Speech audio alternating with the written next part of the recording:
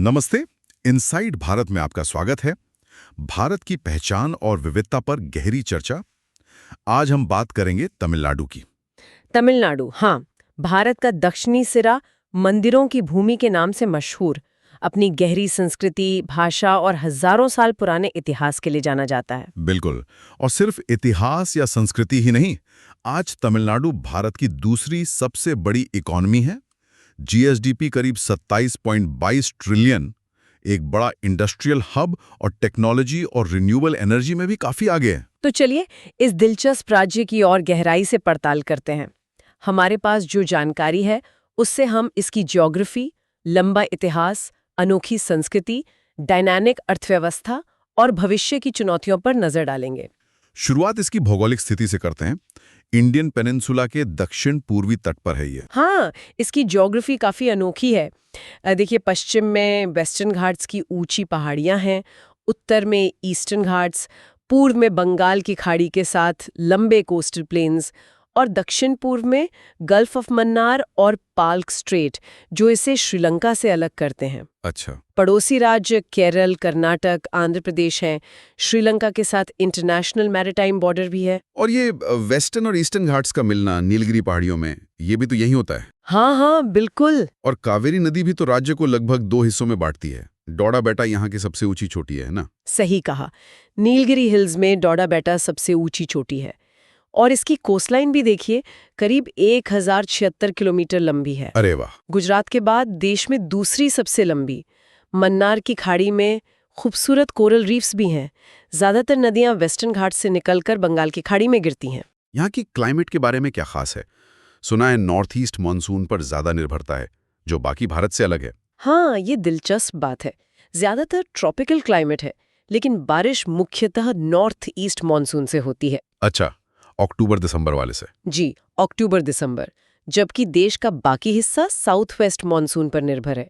इसी वजह से यहाँ 7 अलग-अलग एग्रोक्लाइमेटिक जोन्स हैं। 7? मतलब खेती के लिहाज से काफी विविधता। बिल्कुल, कुछ हिस्से गर्म और सूखे हैं, तो कुछ सेमी एरिड। और flora fauna? Nilgiri biosphere reserve का नाम तो बहुत मशहूर है। बिल्कुल, तमिलनाडु बायोडायवर्सिटी में बहुत रिच है। वेस्टर्न घाट्स तो ग्लोबल बायोडायवर्सिटी हॉटस्पॉट है और यूनेस्को वर्ल्ड हेरिटेज साइट भी है। यहाँ हजारों तरह के पेड़ पौधे और जीव जंतु पाए जाते हैं, जिनमें कई एंडेमिक स्पीशीज यानी जो सिर्फ यहीं मिलती हैं और औषधीय पौधे शामिल हैं। राज्य में 3 बायोस्फीयर रिजर्व्स हैं, नीलगिरी, अगस्त्यमलाई और गल्फ ऑफ मन्नार। साथ ही बड़े मैंग्रोव जंगल जैसे पिचावरम, कई नेशनल पार्क्स और सैंक्चुरीज भी हैं। और जंगली जानवर? एशियन एलिफेंट्स और बंगाल टाइगर्स की अच्छी आबादी है यहाँ। राज्य के अपने प्रतीक भी हैं, जैसे नीलगिरी तहर राज्य पशु है और पन्ना कबूतर मतलब एमरल्ड डव राज्य पक्षी। चलिए अब इतिहास की तरफ चलते हैं। कितना पुराना है तमिलनाडु का इतिहास? सुना है आर्कियोलॉजिकल फाइंड्स काफी चौंकाने वाले रहे हैं। बहुत पुराना। आप सोचिए, पुरातात्विक सबूत बताते हैं कि यहाँ 3,85,000 साल पहले भी मानव रह सकते थे। 3,85,000 साल? हाँ, और हाल में कीजादी जैसी जगहों पर जो खुदाई हुई है, उससे करीब 3800 साल पुरानी अर्बन सेटलमेंट्स और तमिल ब्राह्मी लिपि के इस्तेमाल के सबूत मिले हैं। तमिल ब्राह्मी? जी, जो 5वीं सदी ईसा पूर्व के आसपास के हैं। कुछ जानकारों का तो ये भी मानना है कि कीजादी में मिले बर्तनों पर जो निशान है, वे शायद इंडस वैली स्क्रिप्ट और तमिल ब्राह्मी के बीच की कड़ी हो सकते हैं। वाह, ये तो मतलब हिस्ट्री की समझ बदल सकता है। और संगम काल, चेरा चोला पांड्या राजाओं का जिक्र आता है। हाँ, संगम काल लगभग 5वीं सदी ईसा पूर्व से 3री सदी ईसवी तक तमिल इतिहास का स्वर्ण युग माना जाता है। चेरा, चोला और पांड्या राजवंशों ने तमिलकम पर राज किया। इसी दौरान टोलकाप्यम जैसा तमिल व्याकरण का ग्रंथ और महान तमिल साहित्य रचा गया। रोम और चीन के साथ मजबूत व्यापारिक संबंध थे, खासकर मसालों और मोतियों का व्यापार होता था। जबरदस्त। फिर मध्ययुग में पल्लवाज, चोलाज और पांड्याज का फिर से दबदबा बढ़ा।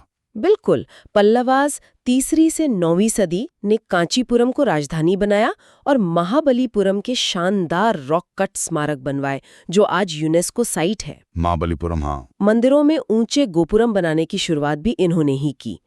फिर 9वीं सदी में चोलास बहुत शक्तिशाली हुए। राजा चोला प्रथम और राजेंद्र चोला प्रथम के समय चोला साम्राज्य दक्षिण भारत से लेकर दक्षिण पूर्व एशिया तक फैला था। दक्षिण पूर्व एशिया तक भी बहुत ताकतवर थी। और पांड्यास, मदुरई का मीनाक्षी मंदिर तो शायद उन्हीं के समय का है। हाँ, 13वीं सदी में पांड्यास फिर से उभरे। मदुरई उनकी राजधानी थी। मार्को पोलो ने इसे दुनिया के सबसे अमीर साम्राज्यों में गिना था। अच्छा, मदुरई का प्रसिद्ध मीनाक्षी अम्मन मंदिर हालांकि पुराना है, उसका वर्तमान भव्य स्वरूप इसी काल में बना ऐसा मानते हैं। इसके बाद विजयनगरा साम्राज्य और नायका शासकों का दौर आया। हाँ, 14वीं सदी में विजयनगरा साम्राज्य ने पूरे तमिल क्षेत्र को अपने अधीन कर लिया। उनके पतन के बाद नायक शासक प्रमुख हुए, जैसे मदुरई और तंजावुर के नायक। उन्होंने पल्याकारार सिस्टम शुरू किया, जो स्थानीय सरदारों को सैन्य और प्रशासनिक अधिकार देता था और कई मंदिरों का विस्तार करवाया। और फिर यूरोपीय शक्तियों का आगमन हुआ, मतलब पोर्तुगीज, डच, ब्रिटिश। हाँ, 17वीं सदी से पोर्चुगीज, डच, डेनिश, फिर ब्रिटिश और फ्रेंच व्यापार के लिए आए। हाँ। अंग्रेजों ने मद्रास यानी आज का चेन्नई में फोर्ट सेंट जॉर्ज बनाया। हाँ, फोर्ट सेंट जॉर्ज। वो भारत में उनके शासन का एक अहम केंद्र बना। फ्रेंच के साथ उनकी लड़ाइयां हुईं और स्थानीय शासकों, खासकर पाल्याकाराज या पॉलीगर्स, ने भी अंग्रेजों का कड़ा विरोध किया। पॉलीगा वॉर्स। जी, पॉलीगो वॉर्स कहते हैं उन्हें। रानी वेलु नचियार, कट्टा बोमन जैसे नाम इसी प्रतिरोध से जुड़े हैं। आखिरकार 18वीं सदी तक अंग्रेजों ने मद्रास प्रेसिडेंसी स्थापित कर ली। 1806 का विलोर म्यूटिनी सिपाहियों का अंग्रेजों के खिलाफ पहला बड़ा संगठित विद्रोह माना जाता है। 1857 से भी पहले। हाँ, उससे भी पहले। फिर 1857 के बाद शासन सीधे ब्रिटिश क्राउन के पास चला गया। इस दौरान भयंकर अकाल भी पड़े, जिससे बहुत से तमिलों को इंडेंचर्ड लेबरर बनकर विदेश जाना पड़ा। स्वतंत्रता आंदोलन में तमिलनाडु की क्या भूमिका रही? काफी अहम। वीओ चिदम्बरम पिल्लई, सुब्रमण्य भारती जैसे कई बड़े नेता यहाँ से थे। कांग्रेस की स्थापना में भी मद्रास का योगदान था। सुभाष चंद्र बोस की आईएनए में भी तमिलों की बड़ी संख्या थी। और आजादी के बाद मद्रास राज्य से तमिलनाडु नाम कैसे पड़ा, ये दिलचस्प है। हाँ, 1947 के बाद मद्रास प्रेसिडेंसी मद्रास राज्य बना। फिर 1956 में भाषा के आधार पर राज्यों का पुनर्गठन हुआ, जिससे इसका वर्तमान स्वरूप बना। और फिर 1969 में इसका नाम तमिलनाडु रखा गया, मतलब तमिलों की भूमि। ये यहाँ की तमिल पहचान को दर्शाता है। अच्छा, 1969 में? जी, 1965 के हिंदी विरोधी आंदोलनों का भी बड़ा असर हुआ, जिसके बाद अंग्रेजी को भी आधिकारिक भाषा बनाए रखा गया। 70 के दशक से राज्य ने आर्थिक सुधारों पर ध्यान दिया। अब बात करते हैं यहाँ के लोगों की, डेमोग्राफिक्स की। आबादी के लिहाज से कहाँ है तमिलनाडु? 2011 में आबादी 7.21 करोड़ थी, भारत में 7वीं सबसे ज्यादा। और ये भारत के सबसे अर्बनाइज्ड राज्यों में से एक है। लगभग आधी आबादी, मतलब 48.4% आबादी शहरों में रहती है। लगभग आधी आबादी शहरों में। हाँ, सेक्स रेशियो भी 996 महिला प्रति 1000 पुरुष राष्ट्रीय औसत से बेहतर है। हालांकि एक चिंता की बात है कि हाल में जन्म के समय लिंगानुपात में थोड़ी गिरावट देखी गई है। अच्छा। लिटरेसी रेट और ह्यूमन डेवलपमेंट इंडेक्स HDI में कैसा प्रदर्शन है? लिटरेसी रेट काफी अच्छी है, 80% से ज्यादा, राष्ट्रीय औसत से काफी ऊपर। HDI में भी अच्छा स्थान है। लाइफ एक्सपेक्टेंसी लगभग 74 साल है, जो भारत में सबसे ज्यादा में से एक है। 74 साल? जी। और गरीबी भी काफी कम है। मल्टी डायमेंशनल पॉवर्टी इंडेक्स के अनुसार सिर्फ 2.2% लोग गरीब हैं। ये तो काफी प्रभावशाली है। प्रमुख शहर कौन से हैं? चेन्नई तो राजधानी है ही। हाँ, चेन्नई सबसे बड़ा शहर है। उसके बाद कोयम्बटूर, मदुरई और तिरुचिरापल्ली जैसे अन्य प्रमुख शहरी केंद्र हैं। धर्म और भाषा के बारे में क्या? देखिए, लगभग 87.6% आबादी हिंदू है, ईसाई 6.1% और मुस्लिम 5.9%। मुख्य अल्पसंख्यक समुदाय हैं। और भाषा? जाहिर है तमिल। बिल्कुल, तमिल प्रमुख भाषा और जातीय समूह है। और ये भारत की पहली भाषा थी जिसे क्लासिकल लैंग्वेज का दर्जा मिला। हाँ, ये महत्वपूर्ण है। अंग्रेजी अतिरिक्त आधिकारिक भाषा है। तेलुगु, कन्नड़, उर्दू, मलयालम बोलने वाले लोग भी यहाँ रहते हैं। एलजीबीटी अधिकारों पर तमिलनाडु का रुख काफी प्रगतिशील माना जाता है ना? हाँ, बिल्कुल। इस मामले में ये देश के सबसे प्रोग्रेसिव राज्यों में से है। ट्रांसजेंडर वेलफेयर बोर्ड बनाने वाला पहला राज्य था 2008 में। सरकारी अस्पतालों में मुफ्त सेक्स रीअसाइनमेंट सर्जरी की सुविधा दी और हाल ही में कन्वर्जन थेरेपी पे प्रतिबंध लगाने वाला भी पहला राज्य बना। अच्छा, कन्वर्जन थेरेपी पर भी बैन, ये वाकई प्रगतिशील कदम है। हाँ, चलिए अब संस्कृति की बात करते हैं। पहनावे में कांचीपुरम सिल्क साड़ी का तो नाम ही काफी है। बिल्कुल। पारंपरिक रूप से महिलाएं साड़ी पहनती हैं और कांचीपुरम सिल्क खास मौकों पर बहुत पहनी जाती है। उसे जीआई टैग भी मिला है। हाँ, जीआई टैग। पुरुष धोती या यूंगी पहनते हैं। कोयम्बटूर की कोवाई कोरा कॉटन साड़ी भी मशहूर है। शहरों में अब वेस्टर्न कपड़े भी आम है, जाहिर है। और खाना, इडली डोसा तो सब जानते हैं, पर केले के पत्ते पर खाना परोसने की क्या खासियत है? चावल मुख्य भोजन है जिसे सांबर, रसम, पोरियल मतलब सब्जी के साथ खाया जाता है। नारियल और मसालों का खूब इस्तेमाल होता है। केले के पत्ते पर खाना परोसना हजारों साल पुरानी परंपरा है। इसे हाइजीनिक माना जाता है और कहते हैं इससे खाने का स्वाद भी बढ़ता है। अच्छा, स्वाद भी? हाँ, नाश्ते में इडली, डोसा, पोंगल, उत्तपम लोकप्रिय हैं। यहाँ के कई खास खाने की चीज़ों को जीआई टैग मिला है, जैसे पलानी पंचामृतम जो एक तरह का प्रसाद है, और कोविलपट्टी कडलई मिठाई मतलब मूंगफली चिक्की। वाह, साहित्य की परंपरा तो संगम काल से ही बहुत समृद्ध रही है। तिरुकुर्रल का क्या महत्व है? तमिल साहित्य 2500 साल से भी ज्यादा पुराना है। संगम काल में टोलकापियम जैसा व्याकरण ग्रंथ और सिलापतिकरम जैसे महाकाव्य रचे गए हैं। तिरुवल्लुवर का लिखा तिरुकुरल, जो नैतिकता और जीवन जीने की कला पर है, तमिल संस्कृति का आधार माना जाता है। तिरुकुरल बाद में भक्ति आंदोलन में अलवार और नयानार संतों ने खूबसूरत भजन लिखे। दिलचस्प बात यह भी है कि तमिल छापी जाने वाली पहली भारतीय भाषा थी 1578 में। 1578 में पहली भारतीय भाषा, कमाल है। आर्किटेक्चर में द्रविडियन स्टाइल बहुत खास है, खासकर मंदिरों के ऊंचे गोपुरम। हाँ, द्रविड़ शैली की पहचान ही है ये विशाल अलंकृत गोपुरम, मतलब प्रवेश द्वार, फिर गर्भगृह के ऊपर का विमान यानी टावर, स्तंभों वाले मंडप मतलब हॉल, और मंदिर के तालाब। पल्लवों ने शुरुआत की, चोलों ने इसे भव्य बनाया और पांड्यों के समय गोपुरम और भी ऊंचे और मुख्य आकर्षण बन गए। कलाओं में भरतनाट्यम का क्या स्थान है? भारतनाट्यम तमिलनाडु से ही निकला एक प्रमुख क्लासिकल डांस फॉर्म है। भारत की सबसे पुरानी शैलियों में से एक मानी जाती है। इसके अलावा कई लोक नृत्य भी हैं, जैसे करकट्टम, कावड़ी।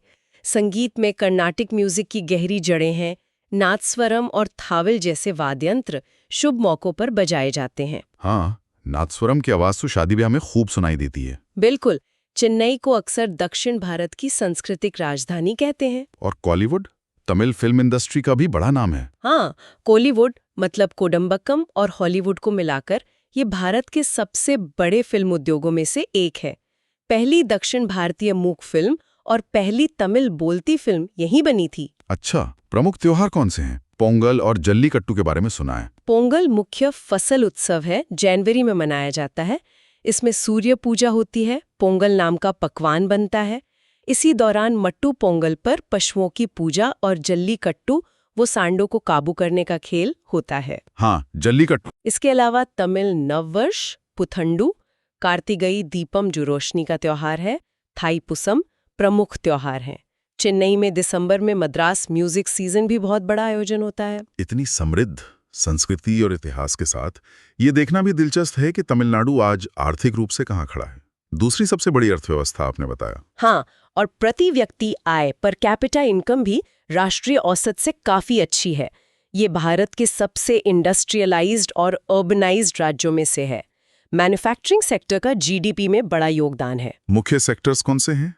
इसे डिट्रॉइट ऑफ एशिया क्यों कहा जाता है? बिल्कुल। पहला, ऑटोमोबाइल। चेन्नई और आसपास का इलाका भारत का बड़ा ऑटो हब है। देश की गाड़ियों और ऑटो पार्ट्स का बड़ा हिस्सा यहीं बनता है। अच्छा, कई बड़ी विदेशी कंपनियां यहाँ हैं। हाल ही में विनफास्ट ने भी ईवी प्लांट लगाने का समझौता किया है। इसी वजह से इसे डिट्रॉइट ऑफ इंडिया या एशिया कहते हैं। दूसरा क्या है? दूसरा, टेक्सटाइल्स और गारमेंट्स। तिरुपुर को निटवे कैपिटल कहते हैं। भारत के टेक्सटाइल एक्सपोर्ट में इसका बहुत बड़ा योगदान है।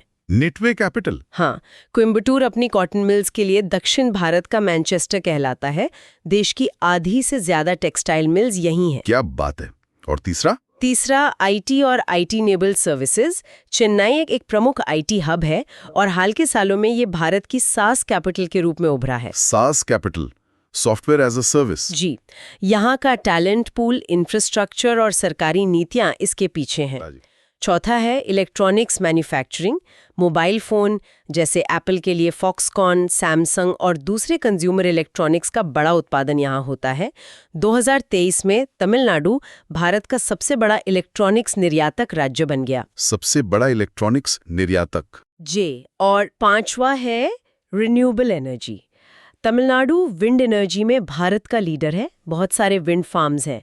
सोलर एनर्जी में भी तेजी से आगे बढ़ रहा है।